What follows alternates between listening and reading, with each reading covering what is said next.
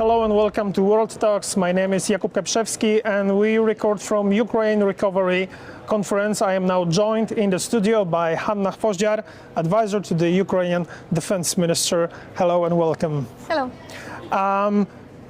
Since we talked during the URC, as I mentioned, please tell us something about the how important this conference is for Ukrainian defense sector, because we have the headline numbers. There are going to be 160 deals signed during this conference, 10 billion euros worth of money. But what share goes for defense actually? So at the moment, I'll start probably why defense appeared at all during the Ukrainian Recovery Conference. So we have very fast growing defense industry in Ukraine. This is, of course, caused by the war actions that we have today, by Russia's attack.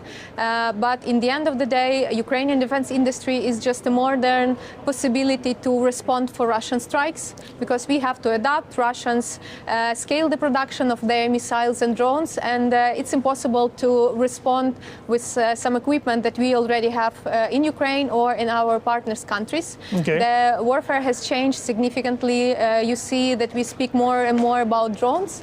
So we have to adapt, and we have to produce some special equipment that is needed for modern warfare. That is the main reason why we increased our production 50 times. Starting from first year of full-scale invasion, our 50, production... not 15. 50. 50. Yeah, our production capabilities was $1 billion in 2022. That was everything that we can produce. Today, our production capabilities are over $50 billion. $50 billion worth of equipment every year. Mm-hmm. And I'm speaking not just about the production capabilities, but also about new type of weapons that was born in Ukraine, and it's now successfully operated and used by our armed forces. So we have now big industry. A lot of Ukrainians are working there. A lot of funding we have for sponsoring of this industry, and it means that it's a new capability needed by our partners as well. So we understand that today we get in freedom, we get in a stable front line with our defense industry, but tomorrow we also can help to protect our partners. Okay. And this will help to recover Ukraine, to rebuild Ukraine. So that's why today we're here with 50 representatives from Ukrainian industry. We have great cooperation, and we have great talks with Polish industry and world industry here. So that's why we think that it's the industry that can potentially help to rebuild Ukraine. Okay, so URC, in the context of defense, URC is not as much about defense sector from Ukraine getting some stuff from the West. It's the West getting some stuff from Ukraine. Yes, it's about economic cooperation, let's say. Right, okay. We've heard Ursula von der Leyen, the President of the European Commission, saying that there's going to be some money disbursed to Ukrainian drone manufacturers, European money. Can you provide a little bit detail from that? This is probably about a Ukrainian support loan, the latest program that was announced by EU that aimed to support our, let's say, fight tonight actions, our defense forces. So there will be a couple packages, and one of the packages that we need today very urgently, of course, are our unmanned systems. So we're speaking about different type of drones, and it's including also with some drone interceptors that we use today for our air defense, and some of ground robotic system that we use for logistics on the front line. So this is the, let's say, selection of some of Ukrainian products which already proven on the battlefield. Okay. What would you say, when it comes to defense, to Ukraine's defense sector needs, what would you say is the biggest challenge this sector faces right now? Because you've already mentioned that it was able to scale up. Yeah. I always mention that the main threat and the main obstacle for our industry are Russians today. Because of the strikes and the constant attacks, it doesn't help anyhow to our industry. But we adopted legislation, we have some new knowledge for scaling and for spreading the production, for hiding the production. So I think the main bottleneck today is funding. The more funding we have, the more scale and the more R&D we have. And also there are some specific components where we work with our partners, like electronics, optics, semiconductors, and of course explosives.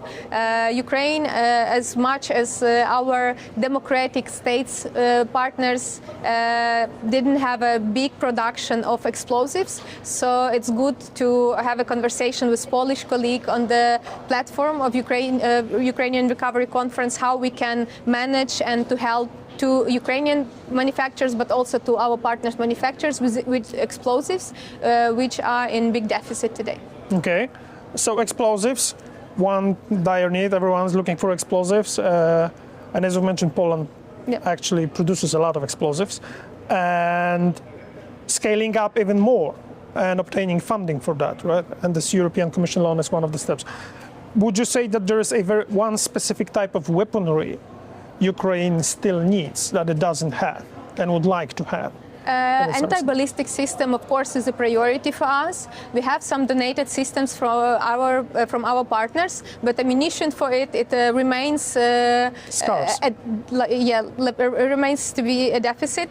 And we understand, because we have information how much Russians increase production of ballistic missiles. So we understand that this is our priority today, to have a proper anti-ballistic system to protect Ukraine, but again, not just Ukraine. Okay.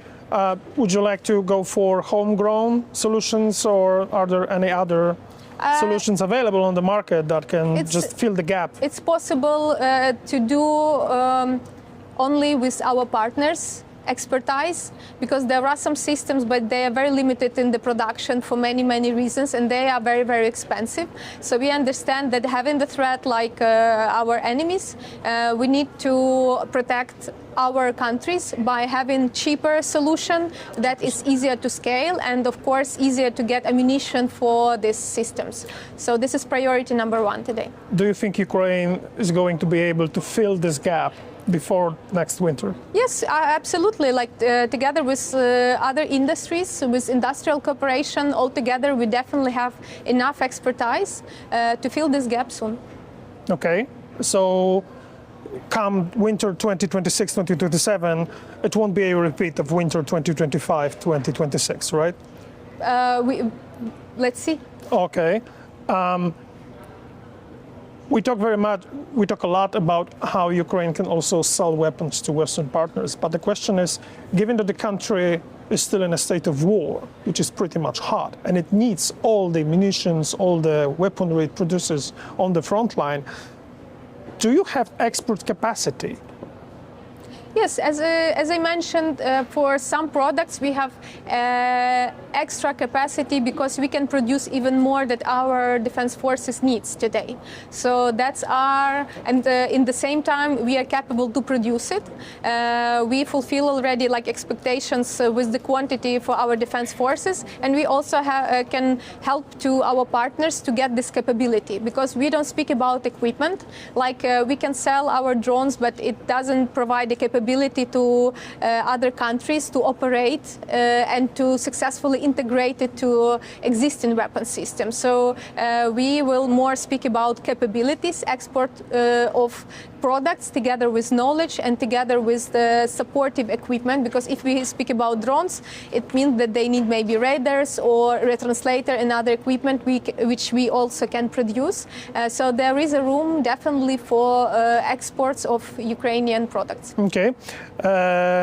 European Commission's Defense Commissioner Kubilius said 2 days ago that Ukrainian army should be better integrated or interwoven with Western defense forces. How would you foresee this process going? Like having Ukrainian military officers embedded with Western armies to facilitate a flow of information and know-how on how to conduct drone warfare?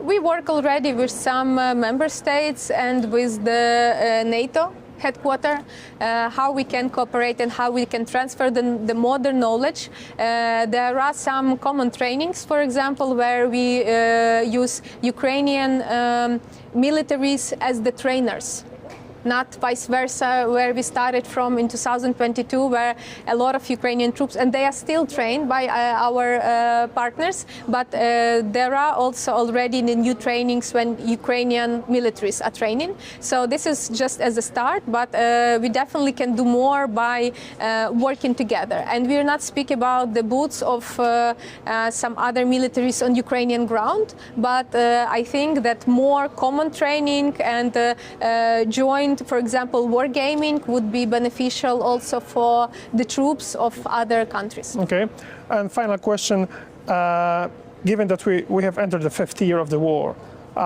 what would Ukraine need for a breakthrough on the front line? We're speaking about 12 years of war, because for us, war started in 2014, and for me personally, the situation hasn't changed much. And we don't speak about winning the war on the front line only, because we have big enemy with the big resources, and we have to use different dimensions. There is fight on the front line. There are our deep strike hits, which are aimed to ruin Russian economy, because as long as they have strong economy and strong funding of this terrorism, the more they can do this. So we also work in this direction. Sanctions are still working, diplomacy still working, and of course we need to work in different dimensions to stop this war. Hanna Gvozdiar, advisor to the Ukrainian Defense Minister, thank you very much. Thank you. Thank you. And this was World Talks from Ukraine Recovery Conference here in Gdańsk. My name is Jakub Kapiszewski. Stay tuned for more of our coverage from URC.